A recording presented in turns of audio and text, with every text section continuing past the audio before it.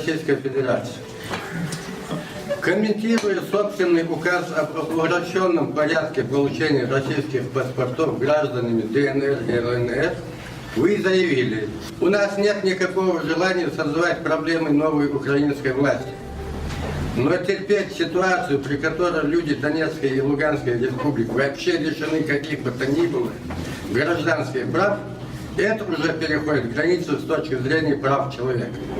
Они не могут передвигаться нормально, не могут реализовать свои элементарные потребности и реализовать свои элементарные права. Это чисто гуманитарного характера катастрофа. Заканчивается цитата. Общественность Ингушетии с пониманием относится к озабоченности руководства России к проблеме защиты прав и свобод русскоязычного населения, в какой бы части земного шара они ни проживали. Если их права нарушаются на государственном уровне, то дело России защитить и права и свободы всеми доступными средствами. В этом нет сомнений. Казалось бы, что если руководство России принимает определенные меры по защите прав своих соотечественников, проживающих в Украине, то права и свободы собственных граждан, какой бы национальности они ни были, внутри Российской Федерации тем более должны быть обеспечены. Но, к сожалению, это не так. Во всяком случае, в отношении нашего ингушского народа. В доказательство выдвигаемого нами обвинения в адрес руководства России в части игнорирования проблем защиты прав и свобод всего ингушского народа на протяжении многих десятилетий приводим многочисленные факты. Так называемый осетино-ингушский конфликт 1992 года, заранее спланированный руководством Северной Осетии и осуществленный Осетиями с помощью вооруженных сил Российской Федерации, завершился изгнанием из пригородного района, оккупируемой Осетии с 1944 года, более 70 граждан России ингушской национальности. Ограблением и последующим сожжением около 5000 ингушских домовладений. Уничтожением сотен стариков, беременных женщин, детей даже грудного возраста. Бесчеловечными издевательствами над захваченными в плен ингушами в благовременно обустроенных концлагерях. Угоном в Южную Осетию многих десятков ингушей, судьба которых до сих пор неизвестна. Многочисленными правозащитными организациями, многими высокопоставленными российскими чиновниками, обществом «Мемориал», высокопоставленными сотрудниками Генпрокуратуры РФ, а также широкой общественностью многих субъектов РФ, не говоря о общественности Ингушетии, события осени 1992 года признаны геноцидом ингушского населения города Владикавказа и пригородного района.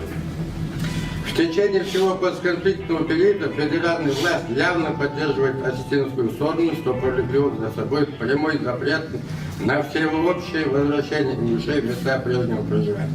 Массовое похищение ингушей из числа немногочисленных граждан, уже вернувшихся в так называемые открытые населенные пункты пригородного района.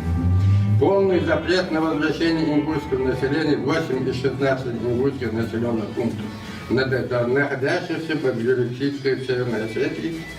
Снос с лица земли населенных пунктов Терк и Черновеченко, расположено у входа в Дарьянское ущелье с целью отсечения ингушей от стратегически важной военно-грузинской дороги. Федеральный центр передал полномочия по контролю над урегулированием в кавычках, конфликта руководству Северной Осетии, полностью исключив из процесса ингушскую сторону. Эта проосетинская политика федерального центра привела к тому, что в 1993 году Верховным Советом Северной Осетии было принято, по сути, фашистского толка постановление о невозможности совместного проживания осетин и ингушей. Хотя этот акт был признан Конституционным судом РФ неконституционным, он негласно продолжает действовать все постконфликтные годы. Об этом свидетельствует, помимо приведенных выше факты, недопуска более 100 тысяч вынужденных переселенцев в места прежнего проживания на свою историческую родину. Отказ ингушским детям обучаться с детьми других национальностей в школу, Всеобщее ущемление прав и свобод граждан ингушской национальности, вопросы избрания в представительные органы разных уровней, устройство на работу в правоохранительные и силовые структуры Осетии, трудоустройство в госучреждении, занятия бизнесом, обучение ингушской молодежи в вузах и судах Осетии. Таким образом, мы видим, что власти Осетии с позволения федерального центра приобрели широкую возможность моделировать своих интересов, характер и продолжительность урегулирования конфликта. Продолжающие действовать в Осетии нормативно-правовые и социально-экономические акты препятствуют не только возвращению вынужденных переселенцев, но и создают невыносимые психологические условия для нормальной жизни уже вернувшихся в душа. Глобальной целью этой политики сегрегации является выдавливание всех жителей ингушской национальности за пределы Осетии. Это очевидно националистическая политика руководства Осетии направлена на окончательное закрепление статус-кво пригородного района и других ингушских территорий, удерживаемых с 1944 года, и исключение из самой возможности воплощения в жизнь российского закона о реабилитации репрессивного народа. Мы по возможности кратко изложили бесправное положение части ингушского населения в контексте так называемого осетино-ингушского конфликта. Но нельзя не сказать об открытом попрании прав и свобод всего ингушского народа, как федеральным центром, так и проводником линии Кремля в самой республике Ингушетии, коим является ее глава Евкуров. Уровень доверия к этому деятелю со стороны общественных целей начал падать почти с первого дня его назначения на пост президента республики. Начало падения его политического рейтинга было положено неожиданно громким политическим заявлением на так называемом съезде ингушского народа в 2008 году в том, что территория пригородного района является неотъемлемой и законной частью Северной Осетии. Тем самым Евкуров позиционировал себя явным противником печально знаменитого закона о реабилитации репрессивного народа. Следующим его антиконституционным, противозаконным шагом стало снятие с повестки дня вопрос о возвращении вынужденных переселенцев в места прежнего проживания в город Владикавказский пригородный район. Более того, глава линии не предпринял ни одного сколь-нибудь значительного шага по предотвращению последствий осуществляемого в Осетии принципа о невозможности совместного проживания осетин-ингушей, что невозможно рассматривать как практику скрытого геноцида. Основными факторами этой политики сегрегации являются руководство Северной Осетии, ее силовые ведомства, а также вооруженные бандформирования из обеих Осетий, орудующие с молчаливого негласного согласия руководства Осетии. Сегодня населенные пункты пригородного района и правобережная часть Владикавказа разительно отличаются от другой части Осетии своей инфраструктурной необустроенностью, отсутствием культурно-просветительных, спортивных, производственных объектов. И это при том, что ежегодно на протяжении более четверти века на социально-экономические, культурно-просветительские цели из федерального бюджета направляются колоссальные средства. Но облик населенных пунктов пригородного района не меняется. Думается, что в счетной палате Российской Федерации следовало бы обратиться к практике расходования этих финансовых потоков. Что же касается главы РИ, который сам является выходцем из селения Татска пригородного района, то он ни разу не поставил вопрос о нецелевом использовании руководством Осетии и дислоцирующимися в городе Владикавказе различным федеральным органам по ликвидации последствий так называемого осетино-ингушского конфликта, средств, выделяемых на восстановление населенных пунктов пригородного района. Осенью 2018 года глава РИ, поддавшись давлению федерального центра, инициированного руководством Чеченской Республики, совершил еще одно преступление перед собственным народом, заключив соглашение об установлении границ между Республикой Ингушетия и Чеченской Республикой.